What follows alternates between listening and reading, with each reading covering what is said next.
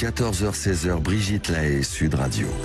Nous sommes avec Fabrice Bach, nous évoquons le burn-out, vous êtes psychologue, vous êtes également auteur d'un livre qui s'appelle Les Jumeaux aux éditions Solar, et c'était évidemment aussi un sujet qu'on peut aborder si l'un d'entre vous qui nous écoute en a envie. Alors c'est Nina qui est avec nous. Bonjour Nina. Bonjour. Merci d'être avec nous. Alors je crois que vous avez vécu une relation où vous étiez tous les deux en burn-out, c'est ça ? Oui, c'est ça. C'est-à-dire que mon conjoint travaillait énormément. Oui. Et moi, j'étais avec mes enfants. Et alors, le problème, c'est que déjà, j'ai quitté ma région pour venir m'installer avec lui. Mm-hmm. Et c'est une région où il y a vraiment rien du tout. Les villages sont morts, il n'y a pas de commerce. Voilà. C'est assez difficile. Et donc je me rendais pas compte. vous n'aviez pas de travail, vous ne travailliez pas, Moi, je travaillais pas en plus. D'accord. Oui. Oui. Et donc, j'ai fait rapidement des enfants. Bon, c'est bien passé. Mais au début, je me rendais pas compte. Et puis après, j'ai commencé à me dire, mais qu'est-ce que j'ai fait ? J'ai tout raté, quoi. J'aurais jamais dû aller là-bas. Ça n'allait pas, quoi. Je supportais plus l'endroit où j'étais. Je me sentais seule au monde. Je me disais c'est pas possible. Je peux pas rester là. Je sais pas si c'était un burn-out ou si c'est ce que j'aurais dû faire. Je ne saurais jamais, mais en tous les cas, je suis partie. Donc... Je suis partie avec mes enfants parce que je me suis dit c'est pas possible. Mais si je reste là, je vais mourir. Mais lui était déjà, vous l'avez connu se dégradant, devenir agressif, devenir. Ah oui, alors lui, voilà, c'était pareil. Il était, alors au début, il était super. On se baladait, voilà, et puis il travaillait énormément, et puis au final, après, il nous calculait plus vraiment.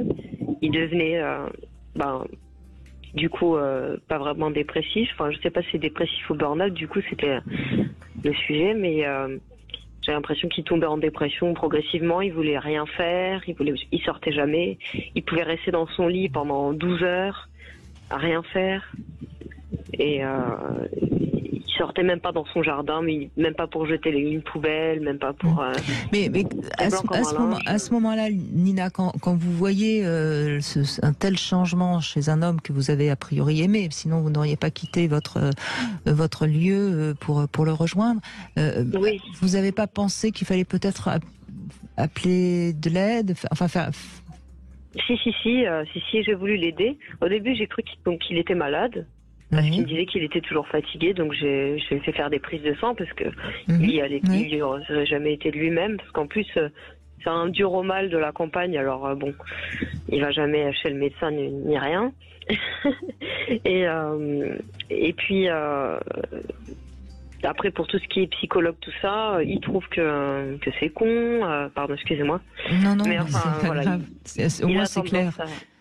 Voilà, donc il faut pas qu'il ait une faiblesse parce que sinon c'est la honte. Donc c'est impossible, dès que j'essayais d'évoquer le sujet, dire peut-être que tu as besoin d'aide, tout ça. Pour lui, c'était pas possible, quoi. Ça partait il s'énervait. Oui, il devenait irascible. Et tout ça s'est déroulé sur combien d'années, Nina ? C'était assez rapide quand même, sur 3 ans. 3 ans, oui. Donc en fait, entre le moment où vous déménagez pour le rejoindre et le moment où vous repartez, il s'est passé 3 ans. Non, il s'est passé 5 ans. 5 ans, on est resté 2 ans où tout se passait bien, et ensuite ça s'est dégradé pendant 3 ans, oui. Au moment où j'ai accouché de mon premier enfant. Mais pourtant, c'était moi qui m'en occupais. Enfin, je lui faisais pas de fatigue. Mais ça a commencé à ce moment-là. Donc.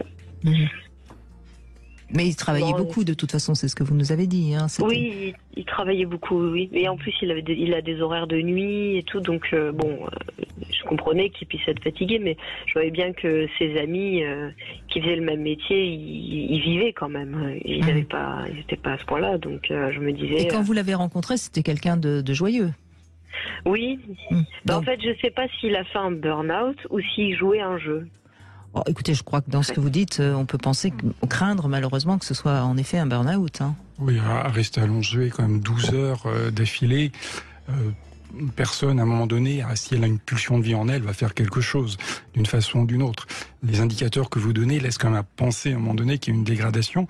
Par contre, ce qui est très intéressant dans ce que vous évoquez, c'est deux choses. Vous évoquez quelque chose de très important, c'est que le principal ennemi dans le burn-out, c'est soi-même. Si on s'écoute pas.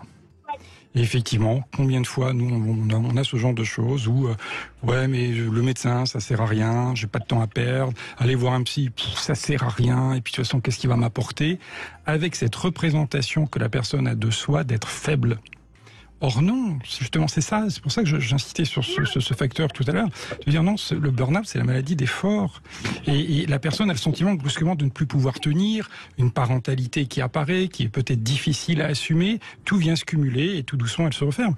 Et on peut comprendre ensuite que Nina ait senti que le contrat initial de la rencontre dans l'étape 2, une fois qu'on a la rencontre physique, la rencontre humaine, il y a quelque chose qui a été faussé. Et on peut se dire mais à un moment donné il m'a menti, c'est pas possible. Pas forcément, c'est peut-être quelqu'un qui a développé un grand état de souffrance. En même temps, vous avez sauvé votre peau aussi, hein, oui. Nina. On peut comprendre qu'à un moment donné, de toute façon, vous avez essayé de l'aider. La personne ne veut rien faire. On peut pas faire tout à la place de l'autre. Hein. Et puis là, il faut être très vigilant parce qu'on peut effectivement tendre la main à quelqu'un. Maintenant, il y a un principe très très connu, très basique. Hein. Quand un maître nageur sauveteur veut sauver quelqu'un qui est en train de se noyer, l'autre va s'agripper, va entraîner le maître nageur sauveteur sous l'eau avec lui.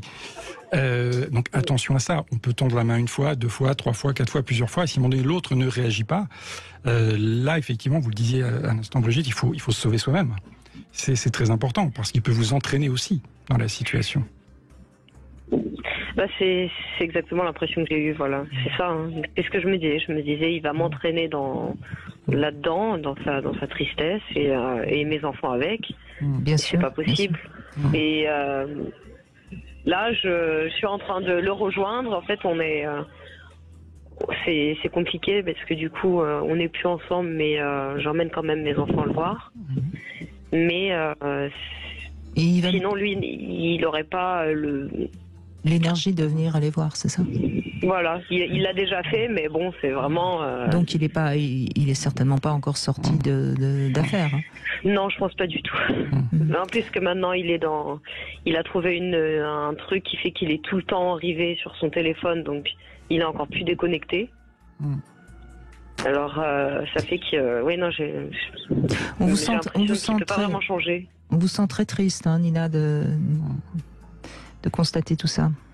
Oui, parce que j'ai l'impression qu'il pourra jamais être autrement. Et il me fait penser à ma mère qui est exactement pareil en fait. Et donc bon, ma mère, je pense qu'elle était de nature dépressive, mais oui, et votre mère, sans doute que c'était une dépression, mais c'est peut-être plus un burn-out qu'une dépression dans ce que vous décrivez. Hein. Oui, parce que c'est vraiment installé dans la durée. Dans ce que vous décrivez, il n'y a pas eu de choc spécifique qui a amené à un moment donné l'émergence d'un effondrement de la personnalité. Le problème, c'est qu'effectivement, je reviens sur ces 2 facteurs. Le fait déjà d'être dans une sorte de perfectionnisme, on se rend compte qu'on ne peut pas plus y accéder, on se dévalorise, on se déprécie, on perd une grande part d'estime de soi-même. Du coup, il craint de l'image qu'il vous renvoie. Donc on se replie de plus en plus. Après, je ne sais pas si vous avez des liens avec sa famille, s'il en a. Mais c'est à sa famille, du coup, proche, peut-être ses parents, de pouvoir réagir, de dire maintenant il faut faire quelque chose pour ne pas que ça se termine par une hospitalisation. Parce qu'à force de s'effondrer, jusqu'où est-ce qu'on peut aller ? Et après, c'est effectivement les personnes proches d'essayer de réagir. Vous, Nina, vous avez fait tout ce que vous pouviez quand vous étiez avec lui. Vous avez essayé de le soutenir, de l'alerter. Vous l'avez amené faire des analyses de sang. Vous avez sollicité des choses. Vous ne pouvez pas répondre à cela. Peut-être simplement parce que l'image qu'il vous renvoyait à ce moment-là n'était pas celle qu'il souhaitait vous renvoyer. Et donc, il rejette tout en bloc. Maintenant, il y a d'autres personnes peut-être autour de lui, fratrie, parents, pour essayer de faire quelque chose. Oui, en tout cas, il a certainement besoin d'aide. Merci Nina et bon courage en tout cas. On va faire une petite pause, on se retrouve avec notre Sexy News, Swazik Belin qui va nous parler de télé-réalité et de sexisme.